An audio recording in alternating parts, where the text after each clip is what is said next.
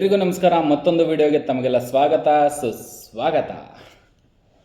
ಇವತ್ತು ನಾವು ಬೆಂಗಳೂರು ಉತ್ತರ ವಿಶ್ವವಿದ್ಯಾಲಯದ 2ನೇ ಸೆಮಿಸ್ಟರ್ನ ಒಂದು ಪಠ್ಯವಾದಂತಹ ಚೋಮನ ದುಡಿ ಅನ್ನುವಂತಹ ಪಠ್ಯನ ನಾವು ಇವತ್ತು ನೋಡೋಣ.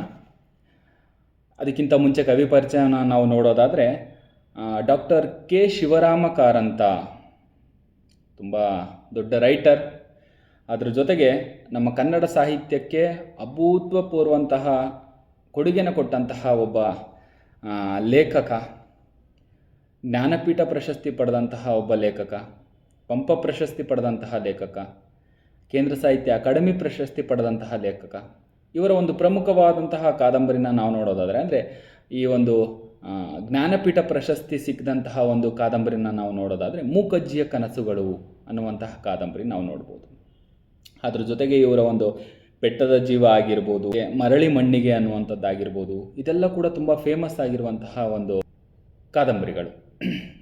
ಅದ್ರ ಜೊತೆ ಈ ಚೋಮನ ದುಡಿ ಅನ್ನುವಂತಹ ಈ ಒಂದು ಕಾದಂಬರಿ ಏನಿದೆ, ಇದು ಫಿಲಮ್ ಕೂಡ ಆಗಿದೆ. ಈ ಫಿಲಮ್ಗೆ ರಾಷ್ಟ್ರ ಪ್ರಶಸ್ತಿ ಕೂಡ ಸಿಕ್ಕಿದೆ.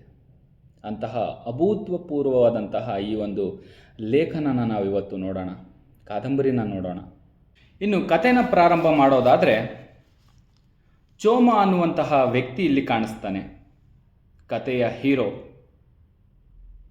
ಇವನಿಗೆ 5 ಜನ ಮಕ್ಕಳಿರ್ತಾರೆ, ಹೆಂಡತಿ ಸತ್ತೋಗಿರ್ತಾಳೆ.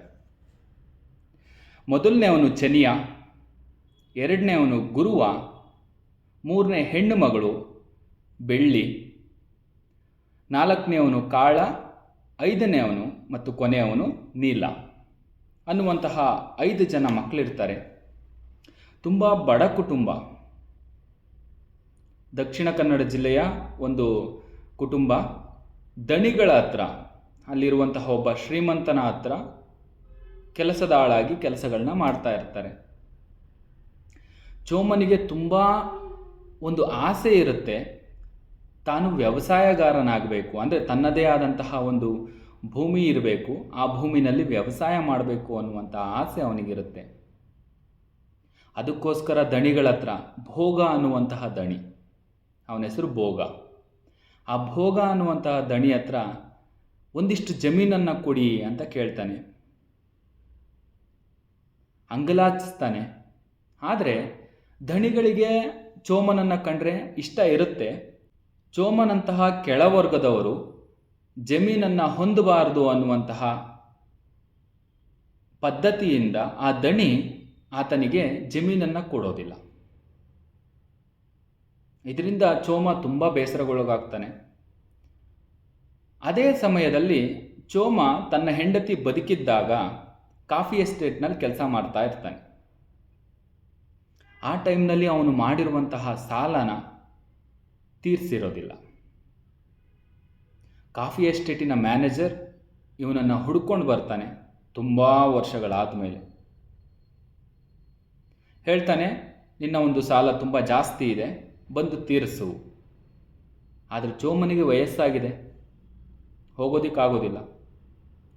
ಅದಕ್ಕೋಸ್ಕರ ತನ್ನ ಮಕ್ಕಳಾದಂತಹ ಚೆನಿಯ ಮತ್ತು ಗುರುವನನ್ನು ಕಾಫಿ ಎಸ್ಟೇಟಿನ ಕೆಲಸಕ್ಕಂತ ಅಲ್ಲಿ ಕಳಿಸ್ತಾನೆ. ಇಲ್ಲಿ ಚೆನಿಯನಿಗೆ ಆ ಒಂದು ವಾತಾವರಣ ಅಡ್ಜಸ್ಟ್ ಆಗೋದಿಲ್ಲ. ಅವನಿಗೆ ಮಲೇರಿಯಾ ಕಾಯಿಲೆ ಬರುತ್ತೆ, ಜ್ವರ ಬರುತ್ತೆ. ಅವನು ಊರಿಗೆ ವಾಪಸ್ ಬರ್ತಾನೆ ಮತ್ತು ತೀರಿ ಹೋಗ್ತಾನೆ, ಸತ್ತೋಗ್ತಾನೆ. ಇನ್ನು ಗುರುವ ಇರ್ತಾನಲ್ಲ, ಅವನು ಕೂಡ ಈ ಕಾಫಿ ಎಸ್ಟೇಟಿನ ಸಾಲ ತೀರಿಸೋಕ್ಕಾಗದೆ ಒಬ್ಬ ಕ್ರಿಶ್ಚಿಯನ್ ಹುಡುಗಿನ ಕರ್ಕೊಂಡು ಹೊರಡೋಗ್ತಾನೆ. ಇಲ್ಲಿ ಒಬ್ಬ ಮಗ ಸತ್ತೋಗ್ತಾನೆ, ಇನ್ನೊಬ್ಬ ಮಗ ಕ್ರಿಶ್ಚಿಯನ್ ಹುಡುಗಿ ಜೊತೆ ಓಡೋಗ್ತಾನೆ. ಈ ಒಂದು ಕಾರಣದಿಂದ ಕಾಫಿ ಎಸ್ಟೇಟಿನ ಮ್ಯಾನೇಜರ್ ಮತ್ತೆ ಬರ್ತಾನೆ, ನಿನ್ನ ಸಾಲ ತೀರಿಸಿಲ್ಲ ನಿನ್ನ ಮಕ್ಕಳು, ಇನ್ನೂ ಹೆಚ್ಚು ಸಾಲನ ಮಾಡಿದ್ದಾರೆ. ಅಲ್ಲಿ ಹೋದ್ಮೇಲೆ ಆ ಮಕ್ಕಳು ಕುಡಿಯೋದನ್ನು ಕಲ್ತಿರ್ತಾರೆ, ಅದಕ್ಕೋಸ್ಕರ ಸಾಲ ಇನ್ನೂ ಹೆಚ್ಚಾಗ್ತಾ ಹೋಗಿರುತ್ತೆ. ಆ ಒಂದು ಕಾರಣದಿಂದ ಸಾಲ ತೀರಿಸಬೇಕಲ್ಲ, ಅದಕ್ಕೋಸ್ಕರ ಚೋಮ ತನ್ನ ಮಗಳಾದಂತಹ ಬೆಳ್ಳಿ ಮತ್ತು ಕಾಳನನ್ನು ಕಳಿಸ್ತಾರೆ. ಇಲ್ಲಿ ಕೆಳಜಾತಿಯ ಅಥವಾ ಕೆಳವರ್ಗದ ಹೆಣ್ಣು ಅಂತ ಅಂದರೆ ಈ ಒಂದು ಸಮಾಜದಲ್ಲಿ ಮೇಲ್ವರ್ಗದವರಿಗೆ ತುಂಬ ಆಟದ ವಸ್ತುಗಳಾಗಿ ಕಾಣಿಸ್ತಾ ಹೋಗುತ್ತೆ. ಬೆಳ್ಳಿ ತನ್ನ ಒಂದು ಅಪ್ಪನ ಸಾಲ ತೀರ್ಸೋದಕ್ಕಂತೇಳಿ ಆ ಒಂದು ಕಾಫಿ ಎಸ್ಟೇಟಿಗೆ ಹೋಗ್ತಾಳೆ. ಆದರೆ ಅಲ್ಲಿ ಮೇಲ್ವರ್ಗದವರ ಮತ್ತು ಆ ಮ್ಯಾನೇಜರಿನ ಕಾಮದ ಆಸೆಗೆ ಆಕೆ ಬಲಿಯಾಗ್ತಾಳೆ. ಆಕೆಯನ್ನು ಮ್ಯಾನೇಜರ್ ಉಪಯೋಗಿಸ್ಕೊಳ್ತಾನೆ. ಅದಾದಮೇಲೆ ಆಕೆ ಮತ್ತೆ ವಾಪಸ್ ಬರ್ತಾಳೆ. ತಮ್ಮನ ಮೈ ಹುಷಾರಿರೋದಿಲ್ಲ, ಅವನಿಗೂ ಕೂಡ ಅನಾರೋಗ್ಯ ಸ್ಟಾರ್ಟ್ ಆಗುತ್ತೆ. ಅದಕ್ಕೋಸ್ಕರ ಅವಳೇನು ಮಾಡ್ತಾಳೆ, ತನ್ನ ತಮ್ಮನನ್ನು ಕರ್ಕೊಂಡು ಯಾರಿಗೂ ಹೇಳ್ದಲೆ ರಾತ್ರೋರಾತ್ರಿ ಅಲ್ಲಿಂದ ಬಂದು ಬಿಡ್ತಾಳೆ. ಅದಾದಮೇಲೆ ಆ ಒಂದು ಕಾಳ ಅನ್ನುವಂತಹ ಹುಡುಗ ಕೂಡ ಅನಾರೋಗ್ಯದಿಂದ ಸತ್ತೋಗ್ತಾನೆ. ಅದಾದಮೇಲೆ ನೀಲ ಅನ್ನುವಂತಹ ಹುಡುಗ ನೀರಿನಲ್ಲಿ, ಹೊಳೆನಲ್ಲಿ ಹಸುಗಳನ್ನು ತೊಳೆಯೋದಕ್ಕೆ ಅಂತ ಹೋಗಿ ನೀರಿನಲ್ಲಿ ಕೊಚ್ಕೊಂಡು ಹೊರಟೋಗ್ತಾನೆ. ಆ ನೀರಿನಲ್ಲಿ ಕೊಚ್ಕೊಂಡು ಹೊರಟೋಗ್ಬೇಕಾದ್ರೆ ಅದೇ ಹೊಳೆಯ ದಡದಲ್ಲಿ ಒಬ್ಬ ಮೇಲ್ಜಾತಿಯವನು ಇರ್ತಾನೆ. ಆದರೆ ತನ್ನ ಒಂದು ಜಾತಿ ಅವನನ್ನು ಮುಟ್ಟಿದ್ರೆ ಮೈಲಿಗೆ ಆಗುತ್ತೆ ಅನ್ನೋ ಕಾರಣಕ್ಕೆ ಆತ ಅವನನ್ನು ಹೋಗಿ ಕಾಪಾಡೋದಿಲ್ಲ. ಹೀಗಾಗಿ ನೀಲ ಕೂಡ ಸತ್ತೋಗ್ತಾನೆ. ಇಡೀ ದೊಡ್ಡ ಒಂದು ಕುಟುಂಬದಲ್ಲಿ, ಚೋಮನ ಕುಟುಂಬದಲ್ಲಿ ಉಳಿಯೋದು ಚೋಮ ಮತ್ತು ಅವನ ಮಗಳು ಬೆಳ್ಳಿ. ಆದರೆ ಚೋಮನಿಗೆ ತನ್ನ ಮಗಳು ಕೆಟ್ಟೋಗಿದ್ದಾಳೆ ಅನ್ನುವಂಥ ವಿಷಯನೇ ಗೊತ್ತಿರೋದಿಲ್ಲ. ಅವನು ತನ್ನ ಒಂದು ಮಗಳಿಗೆ ಗಂಡನ್ನು ಹುಡುಕಬೇಕು ಅಂತ ಓಡಾಡ್ತಾ ಇರ್ತಾನೆ. ಅದ್ರ ಜೊತೆಗೆ ಯಾರೋ ಹೇಳ್ತಾರೆ, ನಿನಗೆ ವ್ಯವಸಾಯ ಮಾಡಬೇಕು ಅನ್ನುವಂಥ ಆಸೆ ಇರುತ್ತೆ. ಅದೇ ಕಾರಣಕ್ಕೆ ಚೋಮ 2 ಎತ್ತುಗಳನ್ನು ಕೂಡ ಸಾಕಿರ್ತಾನೆ. ತುಂಬ ಚೆನ್ನಾಗಿ ಸಾಕಿರ್ತಾನೆ. ಎಷ್ಟು ಜನ ಆ ಎತ್ತುಗಳಿಗೆ ದುಬಾರಿ ರೇಟನ್ನು ಕೊಟ್ಟು ಕೊಂಡ್ಕೊಳ್ತೀನಿ ಅಂತ ಅಂದರೂ ಕೂಡ ಈತ ಕೊಟ್ಟಿರೋದಿಲ್ಲ. ಒಂದು ಕಾಲಕ್ಕೆ ನಾನು ವ್ಯವಸಾಯಗಾರನಾಗಬೇಕು ಅನ್ನುವಂಥ ಆಸೆಯಿಂದ ಎಷ್ಟು ಜನ ಕೇಳಿದರೂ ಕೊಟ್ಟಿರೋದಿಲ್ಲ ಅವನು. ಆದರೆ ಈ ಭೂಮಿ ಸಿಗದೇ ಇರುವಂತಹ ಒಂದು ಟೈಮ್ನಲ್ಲಿ ವ್ಯವಸಾಯ ಮಾಡೋದಕ್ಕೆ ತನ್ನ ಮಕ್ಕಳೆಲ್ಲ ಸತ್ತೋಗ್ತಾರೆ. ಒಂದು ಕ್ರಿಶ್ಚಿಯನ್ ಹುಡುಗಿ ಜೊತೆ ಓಡೋಗ್ತಾನೆ. ಇಷ್ಟೊಂದೆಲ್ಲ ಆದರೂ ಕೂಡ ಚೋಮ ತನ್ನ ಮನಸ್ಸಿನಲ್ಲಿ ಎಷ್ಟೋ ನೋವುಗಳನ್ನಿದ್ದರೂ ಕೂಡ ಅವನಿಗೆ ಅತಿಯಾಗಿ ನೋವು ಕಾಣಿಸೋದು ಯಾವುದು ಅಂತಂದರೆ ತಾನು ಒಬ್ಬ ವ್ಯವಸಾಯಗಾರನಾಗಲಿಲ್ಲ ಅನ್ನುವಂಥ ನೋವು ಕಾಣಿಸುತ್ತೆ. ಅದೇ ಟೈಮ್ನಲ್ಲಿ ಯಾರು ಕ್ರಿಶ್ಚಿಯನ್ ಪಾದ್ರಿಗಳು ಬಂದು ಅವನ ಮನವೊಲಿಸೋದಕ್ಕೆ ಪ್ರಯತ್ನ ಪಡ್ತಾರೆ. ನೀನು ಕ್ರೈಸ್ತ ಧರ್ಮಕ್ಕೆ ಏನಾದರೂ ಮತಾಂತರವಾದರೆ ಒಂದಿಷ್ಟು ಜಮೀನನ್ನು ನಿನಗೆ ಕೊಡ್ತಾರೆ ವ್ಯವಸಾಯ ಮಾಡೋದಕ್ಕೆ, ನೀನು ವ್ಯವಸಾಯಗಾರನಾಗ್ಬೋದು. ಅದ್ರ ಜೊತೆಗೆ ಕೆಳವರ್ಗದವನು ಬಯಸ್ಕೊಂಡು ಓಡಾಡೋದು ತಪ್ಪುತ್ತೆ, ನೀನು ಗೌರವದಿಂದ ಬದುಕ್ಬೋದು ಅಂಥೇಳಿ ಹಲವಾರು ಆಮಿಷಗಳನ್ನು ಒಡ್ಡಿ ಅವನನ್ನು ಮತಾಂತರ ಮಾಡೋದಕ್ಕೆ ಪ್ರಯತ್ನ ಪಡ್ತಾರೆ. ಅವನು ಕೂಡ ಒಂದು ಲೆವೆಲ್ನಲ್ಲಿ ಮತಾಂತರ ಆಗೋದೇ ಒಳ್ಳೆಯದು ಅನ್ನುವಂತಹ ಒಂದು ಮನಸ್ಥಿತಿಗೆ ಬರ್ತಾನೆ. ಆದರೆ ಅವನಿಗೆ ಅವನ ಹಿರಿಯರು ಪಾಲಿಸಿಕೊಂಡು ಬಂದಂತಹ ಪದ್ಧತಿಗಳು ಕೈ ಬಿಡೋದಿಲ್ಲ.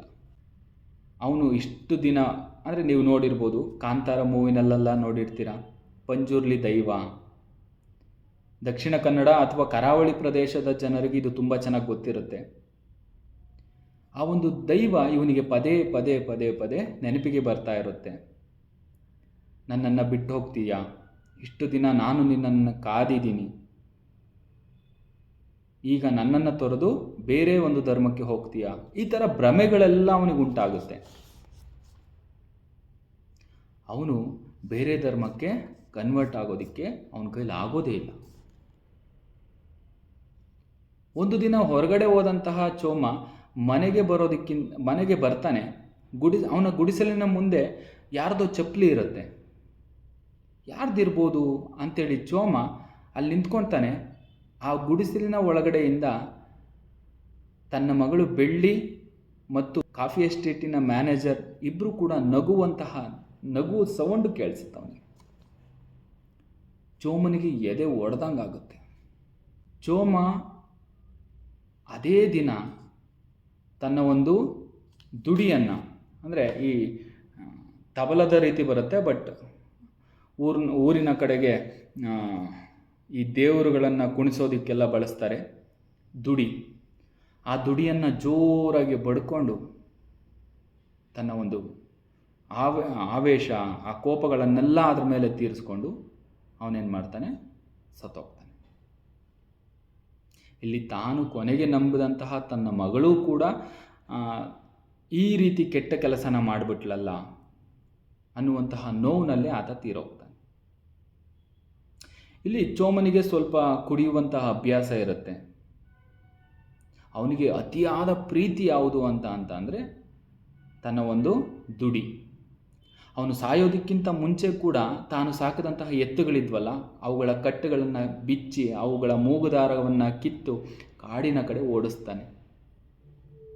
ಇನ್ನೆಷ್ಟು ಮನಸ್ಸಿಗೆ ನೋವು ಆಗಿರ್ಬೋದು. ಈ ರೀತಿ ಒಂದು ಆ ಚೋಮನ ದುಡಿ ಅನ್ನುವಂತಹ ಕಾದಂಬರಿ ಏನಿದೆ, ಇಡೀ ಕಾದಂಬರಿ ಬರೀ ಶೋಷಣೆಯನ್ನೇ ಹೇಳ್ತಾ ಹೋಗುತ್ತೆ, ಬಡತನ ಹೇಳುತ್ತೆ, ಆ ಒಂದು ಪರಿಸರದ ದೌರ್ಜನ್ಯನ ಹೇಳುತ್ತೆ, ಮೇಲ್ಜಾತಿಯವರು ಯಾವ ರೀತಿ ಕೆಳಜಾತಿಯವರನ್ನು ಉಪಯೋಗಿಸ್ಕೊಳ್ತಾರೆ ಅಂತ ಹೇಳ್ತಾ ಹೋಗುತ್ತೆ. ಅವನಿಗೆ ವ್ಯವಸಾಯ ಮಾಡಬೇಕು ಅನ್ನುವಂಥ ಎಷ್ಟೋ ಆಸೆ ಇದ್ದರೂ ಕೂಡ ದಣಿ ಭೋಗ ಅನ್ನುವಂಥ ದಣಿ ಅವನಿಗೆ ಜಾತಿಯ ಕಾರಣ ಇಟ್ಕೊಂಡು ಅವನಿಗೊಂದಿಷ್ಟು ಭೂಮಿನ ಕೊಡದೆ ನಿರಾಕರಿಸಿದ್ದು ನಮಗೆ ಕಾಣ್ತಾ ಹೋಗುತ್ತೆ. ಈ ಇಡೀ ಕಾದಂಬರಿ ತುಂಬ ಚೆನ್ನಾಗಿದೆ. ಅದರ ಜೊತೆ ಈ ಕಾದಂಬರಿಯನ್ನು ಚಲನಚಿತ್ರವಾಗಿ ಅಥವಾ ಫಿಲಮ್ ಆಗಿ ಮಾಡಿದ್ದಾರೆ. ದಯವಿಟ್ಟು ತಾವೆಲ್ಲ ನೋಡಿ. ಈ ಸೆಕೆಂಡ್ ಸೆಮ್ BCom ಎಲ್ಲ ವಿದ್ಯಾರ್ಥಿಗಳು ಕೂಡ ಈ ಒಂದು ಫಿಲಮ್ನ ನೋಡಲೇಬೇಕು. ಏಕೆಂತಂದರೆ ಅದು ತುಂಬ ಸ್ಪಷ್ಟವಾಗಿ ಅರ್ಥ ಆಗೋದಿದೆ ನಿಮಗೆ. ದೃಶ್ಯದ ಮೂಲಕ ನಿಮಗೆ ಕಥೆಯನ್ನು ಹೇಳ್ತಾ ಹೋಗೋದ್ರಿಂದ ಅದು ನಿಮಗೆ ತುಂಬ ಚೆನ್ನಾಗಿ ಅರ್ಥ ಆಗುತ್ತೆ. ಆ ಕಾರಣದಿಂದ ಆ ಒಂದು ಕಾದಂಬರಿನ ನೋಡಿ. ಇಷ್ಟು ಒಂದು ಕಾದಂಬರಿಯ ಸಾರಾಂಶ. ಎಲ್ಲರಿಗೂ ಧನ್ಯವಾದಗಳು.